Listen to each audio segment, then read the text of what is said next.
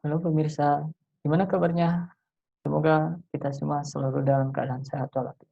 Baik, pada kesempatan kali ini saya akan mencoba membahas yaitu tentang soal fisika yang berkaitan gerak dua dimensi atau lebih tepatnya tentang gerak peluru. Bagaimanakah kalimat soalnya itu? Mari kita simak bersama-sama. Nah, ini, ya. Ini tepatnya soal SIMAK UI tahun 2011 ya. Jadi ceritanya itu di sini ada apa peluru ditembakkan pada bidang miring dengan sudut elevasi theta sebesar 60 derajat dan sudut kemiringannya beta 30 derajat. Sehingga si peluru ini menempuh jarak sejauh X pada bidang miring. Nah, yang jadi pertanyaan itu berapakah jarak X ini?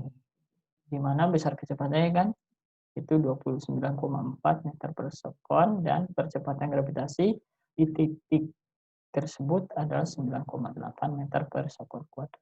Oke. Langkah pertama, sebelum menyelesaikan soal yang ini, kita alangkah baiknya analogikan dulu nih bagaimana pergerakan dari si peluru tersebut dengan kecepatan 29,4. Misalkan ini pelurunya pada bidang miring, kemudian ditembakkan. Dan ini melakukan gerak parabola.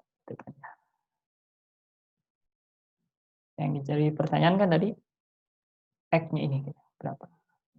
Untuk menyelesaikan soal kayak begini, maka kita harus menguraikan besaran-besaran apa aja dalam gerak ini, maksudnya besaran fisika yang terlibat dalam gerak parabola ini. Yaitu kita uraikan pada arah sumbu bidang X dan arah sumbu bidang Y. Karena tadi saya udah bilang kan ya, gerak dua dimensi. Kalau dua dimensi itu secara mudahnya kita uraikan ke sumbu X dan sumbu Y. Manakah yang disebut dengan sumbu X dan sumbu Y? Itu ini. Nah, ini sumbu X-nya, ini sumbu Y-nya. Beda kan pada sumbu koordinat. X itu yang mendatar, yang vertikal. Kalau bidang miring kita cara mudahnya yang pada bidang miring itu sebagai sumbu X-nya, maka yang ini adalah sebagai sumbu. Kemudian kita proyeksikan besaran apa aja yang terlibat. Pasti yang pertama adalah kecepatan awal. Tadi kan disebutkan ya, sudut elevasinya membentuk sudut theta. Nah, yang disebut dengan sudut elevasi itu sudut yang diukur dari arah penembakan terhadap arah horizontal.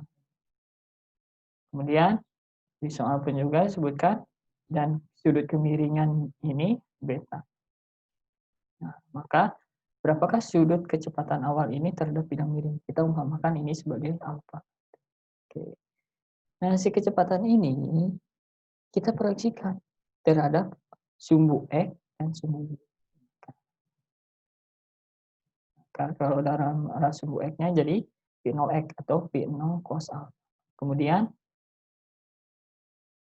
dalam arah sumbu Y jadi V0Y atau V0 sin alpha. Itu besaran apa lagi yang terlibat dalam gerak parabola ini? Itu kita ingat ada percepatan gravitasi. Yang namanya percepatan gravitasi ini arahnya selalu menuju ke pusat bumi.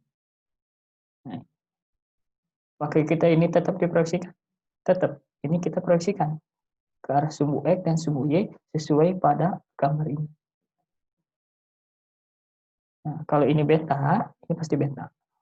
Nah, ini jadi percepatan gravitasi ini kita uraikan dalam arah sumbu Y jadi AY atau dengan G cos beta. Maka dalam arah sumbu X-nya jadi AX sama dengan G sin beta. Nah, coba perhatikan. Dalam arah sumbu X, si benda ini, si geraknya mengalami percepatan AX, di mana arah kecepatan dan arah percepatannya berlawanan. Jadi dia bisa dibilang gerak GLBB diperlambat. Begitupun juga dalam arah sumbu Y.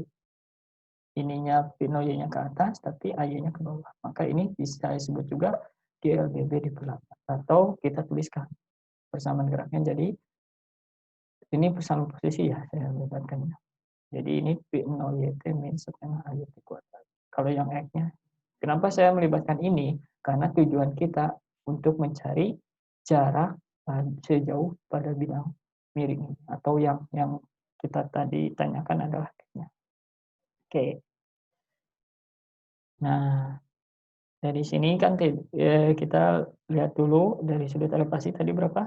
60 kan ya, dan sudut kemiringan 30, otomatis alfa 30. Kita selesaikan dulu soal ini pada arah sumbunya ini. Ternyata kenapa ketinggian akhirnya sama ketinggian awal sama 0, yaitu pada bidang miring, balik lagi pada bidang miring. Berarti ini dalam arah sumbunya dia tidak ada perubahan ketinggian. Kayak kita asumsikan ini jadi 0. Dan P0Y-nya kan tadi P0 sin alfa. Itu P0-nya 29,4, sin alfanya 30. Dapatkanlah inilah P0Y-nya 14,7 ya. Kemudian percepatannya itu 9,8 cos beta. Nah, ini. Betanya 30 sama ya. Jadi 9,8 cos 30 kan 0,5 akar. Yang dapatkan AY 4,9 akar. Lalu kita lihat dalam arah sumbu X-nya gimana. Kalau dalam sumbu X, ini posisi X mula-mulanya 0. Tetapi X akhirnya justru itu yang tanya. Karena apa? Pada arah sumbu X, dia mengalami perubahan posisi. Nah, kita uraikan ini P0X-nya berapa. Itu P0X itu P0 cos alpha. Ini jadi 14,7 akar 3 meter per sekon. Dan ini percepatan X-nya G 9,8 sin 30. Atau 4,9. Oke. Langkah pertama, kita cari waktunya dulu nih. Coba pakai logika. Benda ini bergerak ke sini nih. Dia menempuh jarak sejauh X dan menempuh ketinggian Y, balik lagi ke Y lagi. Berarti artinya waktu dalam arah sumbu X sama aja dengan waktu dalam arah sumbu. Atau kita tulis T-nya ini berapa? Itu kita selesaikan dari arah sumbu ini. Kenapa? Karena posisi awal dan posisi akhirnya dalam arah sumbu Y sama. Tinggal kita masukin, sehingga didapatkanlah T itu adalah 2 P0Y per AY. Tadi kan P0Y-nya berapa? 14,7. AY-nya 4,9 akar 3. Atau ini dikali 2 jadi 29,4 per 4,9. Oke, ini kita sederhanakan bisa dari sini. Yaitu ini 29,4 bagi 4,9 itu adalah 6. Sehingga hasilnya jadi 6 per akar 3.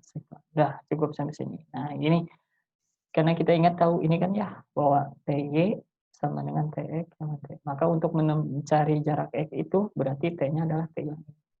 Kita gunakan dalam arah sumbu X, X0, P0X kali T. Nah, X0-nya kali berapa? 0.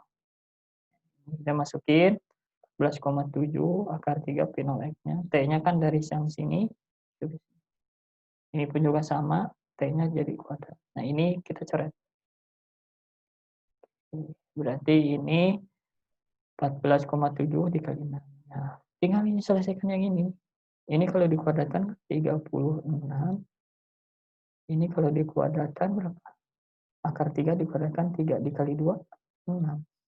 Jadi ini sama aja dengan 6. Gitu. Artinya ini 11,7 dikali 6 dikurang 4,9 dikali 6. Nah, 6-nya kan sama. Kita keluarkan aja. 6-nya di sini 14,7 dikurang 4,9 itu adalah 9,8 dikali 6. Jadi jawabannya adalah 58,8 meter. Oke. Jawabannya adalah A. Oke. Itulah soal tentang gerak parabola yang barusan sudah saya bahas ya. Oke. Mohon maaf jika ada kekurangan dan banyak yang kurang jelasnya. Saya tutup dengan ucapan sekian dan terima kasih.